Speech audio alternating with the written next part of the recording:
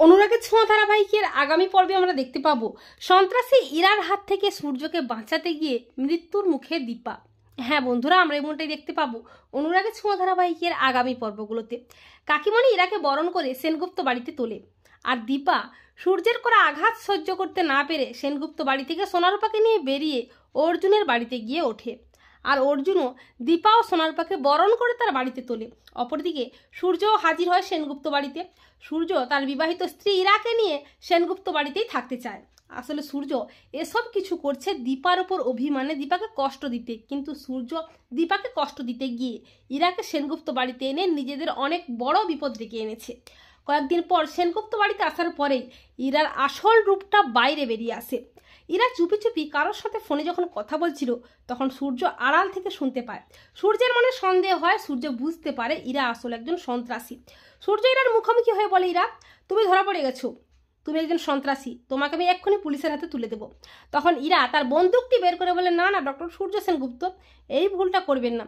যদি একবারও পুলিশে খবর দেন, এই বাড়ির কাউকে আমি ছাড়বো না, সব শেষ করে ফেলবো। ইরার এই ভয়ঙ্কর সন্ত্রাসী রূপে ভয় পেয়ে যায় সেনগুপ্ত বাড়ির সবাই।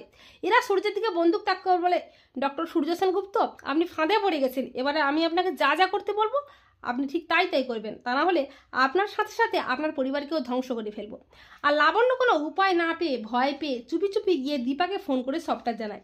সবটা জানতে পেরে দীপা তক্ষুনি তড়িঘড়ি করে ছুটে আসে সেনগুপ্ত বাড়িতে। এরপর সূর্য যখন ইরার কথা মতো কাজ করতে রাজি হয় না, তখন ইরা সূর্যের দিকে বন্দুক তাক করে গুলিটা চালিয়ে দেয়, আর তখনই হাজির হয় দীপা। সূর্যকে বাঁচাতে গিয়ে দীপার গায়ে গুলিটা লেগে যায়, আর দীপা রক্তাক্ত অবস্থায় অজ্ঞান হয়ে সূর্যের কোলে লুটিয়ে পড়ে। আর ঠিক তখনই অর্জুন পুলিশ নিয়ে হাজির হয় সেনগুপ্ত বাড়িতে। পুলিশ দেখে ভয় পেয়ে যায় সন্ত্রাসী ইরা।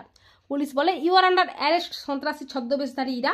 পুলিশ বলে যে এ কোনো ডক্টর নয়, কোনো সাধারণ মানুষ নয়, একজন সন্ত্রাসী। এরা দেশের ক্ষতি করে বেড়ায়, ছদ্মবেশে বিভিন্ন নামে বিভিন্ন পরিচয় এরা লুকিয়ে থাকে। সূর্য বলে, অফিসার ওকে নিয়ে যান, ওর জন্য আজকে দীপার এই অবস্থা।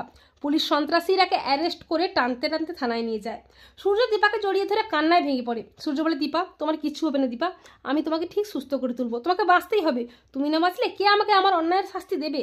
এই বলে সূর্য দীপাকে তড়িঘড়ি করে হসপিটালে নিয়ে যায়। তো বন্ধুরা, তোমরা এটাই চাও তো যে দীপা যেন সন্ত্রাসী ইরার হাত থেকে সূর্যকে বাঁচিয়ে সূর্যের জীবনে আবারও ফিরে আসে? কমেন্ট করে জানিয়ে দাও তোমাদের মতামতটি।